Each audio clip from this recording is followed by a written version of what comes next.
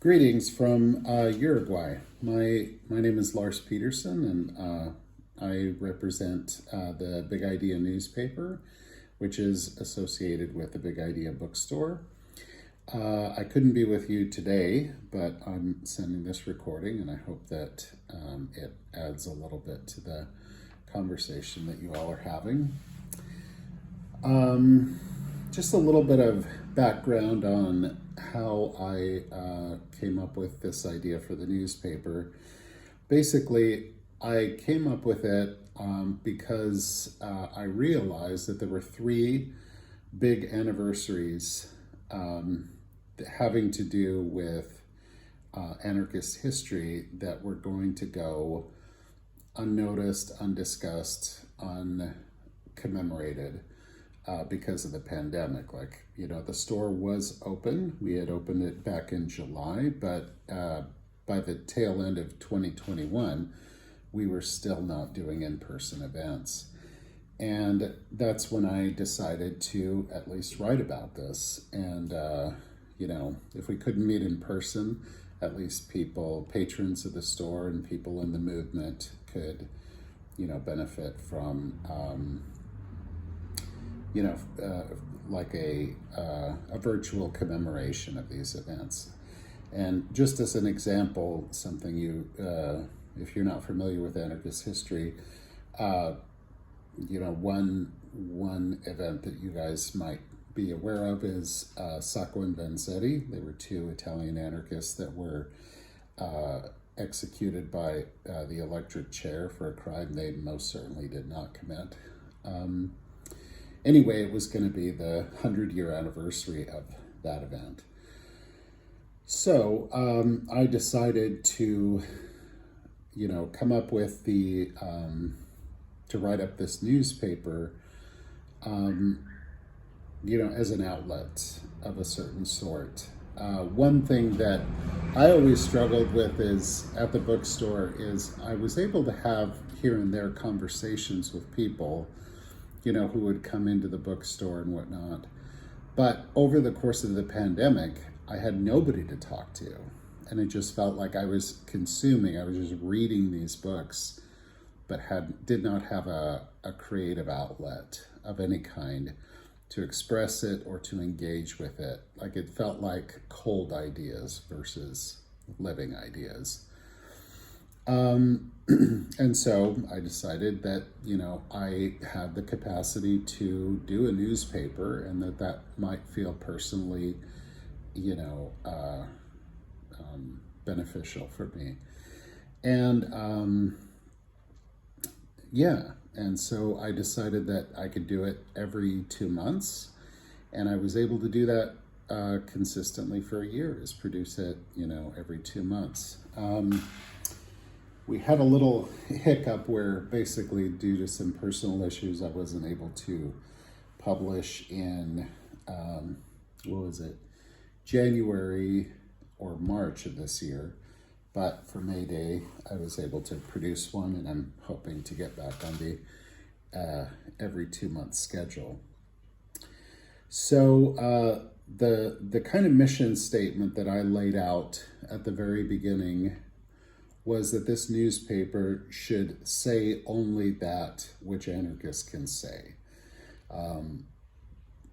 That I think as anarchists, we often reproduce all of the critiques that liberals make of conservatives, and then, we try to smuggle in our own take. And that's just silly. I just think that we ought to lean into our niche and say what only we can say. And so that, in setting this out, I set myself up as the editor of it, but have tried in every way to never be a gatekeeper, which is to say anybody can write anything. And I also made it clear, that the articles in the newspaper, sometimes in the same issue, might contradict itself. I'm not going for, this newspaper shouldn't be going for consistency. It should just be going for arguments in good faith, let's say. Now in practice, I have been I've looked for people more often than people have come to me with submissions, and I've ended up writing, probably about half of every issue, but hopefully I will be writing less and less of it in the future. And I think there's good reason to feel that way. But also because this is extra, this isn't something that people anticipated that the bookstore would produce. And it's purely voluntary. I feel like we can mess with the format. It can be anything that we want it to be. Some noteworthy articles that we've produced over the year and a half that this newspaper has been around. I've got a few examples. For instance, this last edition for May Day of this year, I wrote an article having to do with the largest mass arrest in U.S. history. It was in May of 1971, and it was an action against the Vietnam War, and about 12,000 people ended up being arrested. And it was just massive. I was able to find somebody in Pittsburgh that had been there, and he had been arrested himself in the action, and I interviewed him, and then through other sources was able to reconstruct this story. The other really sort of juicy thing that he had to offer is that he had an affidavit 8 pages long detailing what his arrest was like and a little bit of what happened before. So, I wasn't just relying on his memory. I was able to, and he's quite lucid. Everything that he said on paper was, so many years ago, he was able to more or less say in person. Another article was a brief history of the Spanish Revolution. When the war in Ukraine broke out, we had somebody in our collective who was born along the Ukrainian-Russian border, and she was with family on either side of the border, actually. So as something deeply personal, she was able to produce a couple of articles to give us a little bit of context about the war as something that is truly fratricidal.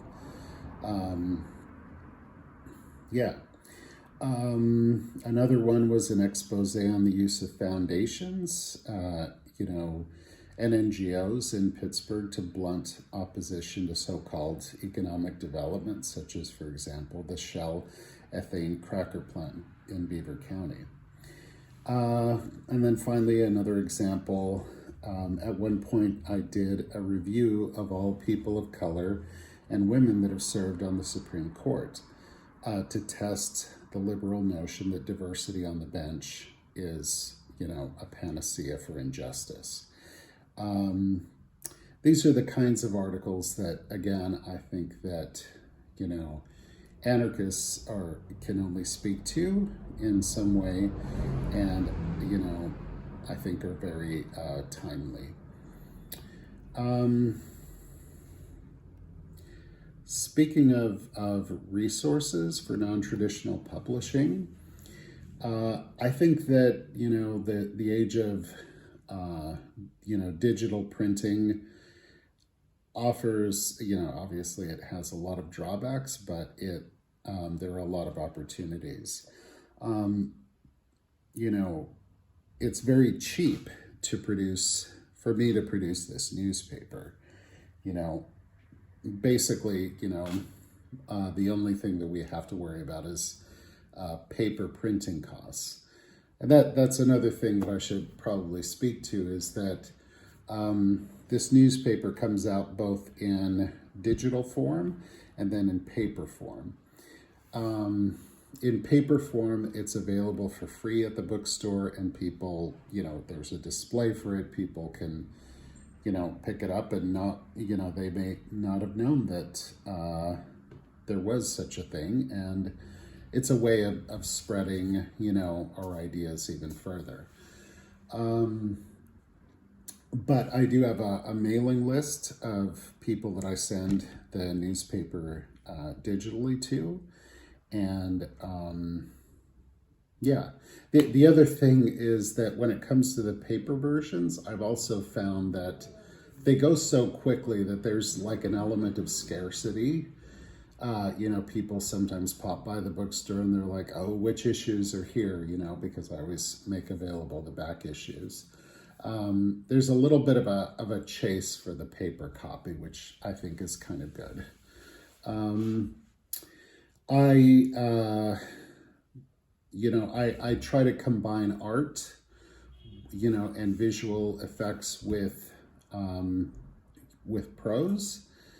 For example, every masthead I change up. Not only do I change a quote at the top, but I also, on the top right, basically I doodle a new kind of little cartoon that I then have a friend of mine digitize, and then we put that on the masthead. And it's always something having to do, like we've long sort of had unofficially the light bulb as our mascot, and so the doodles often involve like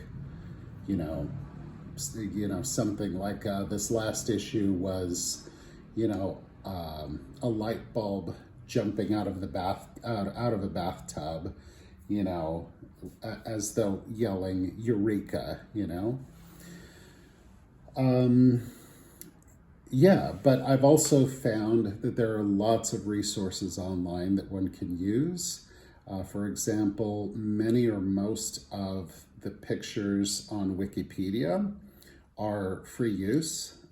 Getty Images is another resource that just has tons and tons of pictures, and they make all of their pictures available for free when it's a journalistic endeavor. And then I've done things like asked radical artists, and in one case, one punk band, for permission to use their images. And all of that has been offered for free. Like, the nice thing about having, this newspaper, be voluntary and for free is that people, when they want to contribute, they contribute for free.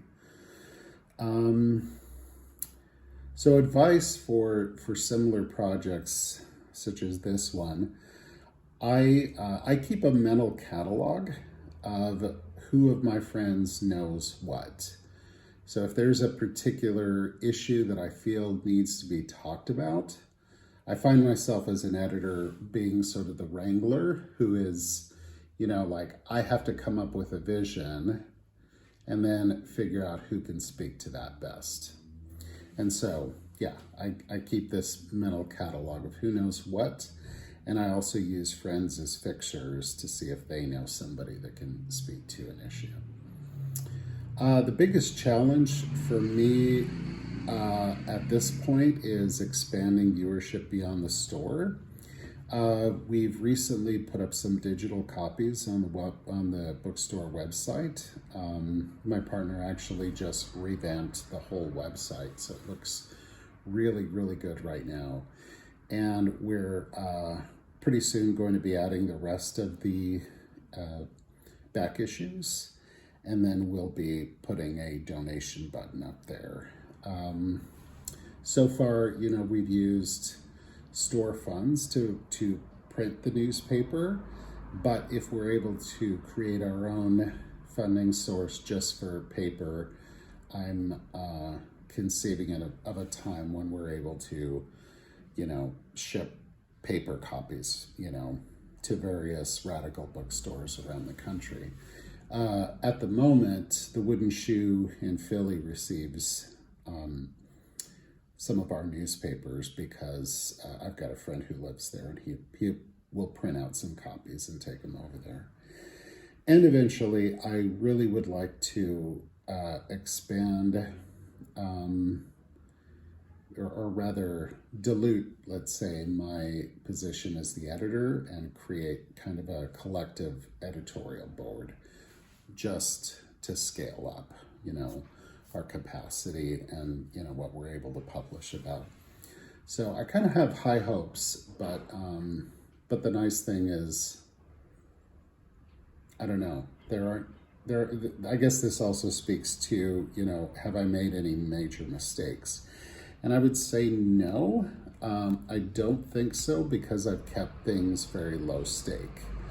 Though by missing 2 publication dates, I've noticed that many people, do really like the newspaper and have gotten used to having it available. So that feels nice. But because there's no pay, it is a labor of love, and that avoids market-based incentives, particularly feeling like, I've done so much work for not enough pay, which is what we always feel at work.